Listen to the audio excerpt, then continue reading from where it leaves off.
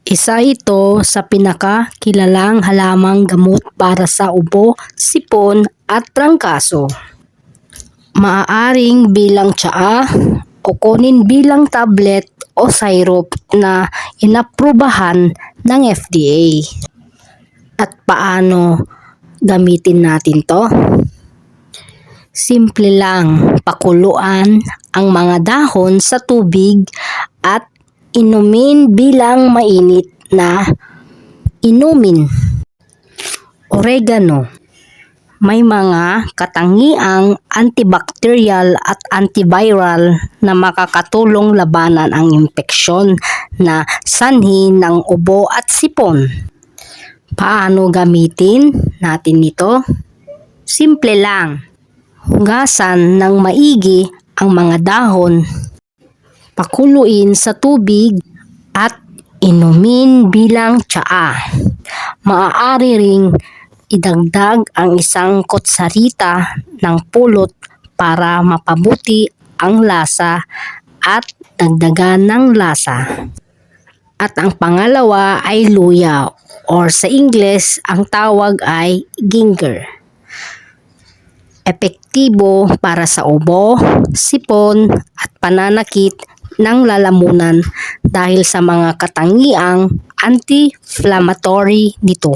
At paano nito gamitin?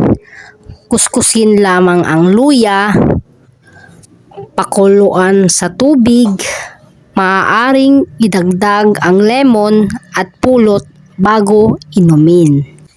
At ang pangatlo ay ang sambong.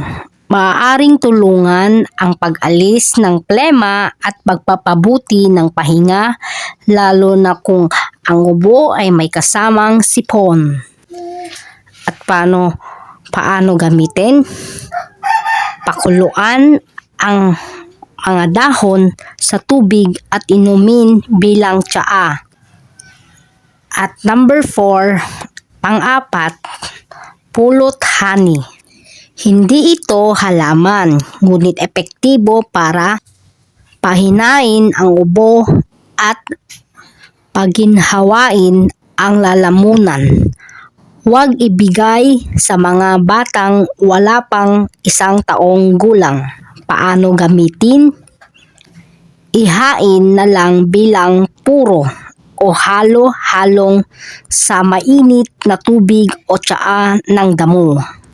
Mahalagang tandaan, bagamat epektibo ang mga herbal na lunas na ito para sa banayad na ubo at sipon, laging kumonsulta muna sa doktor.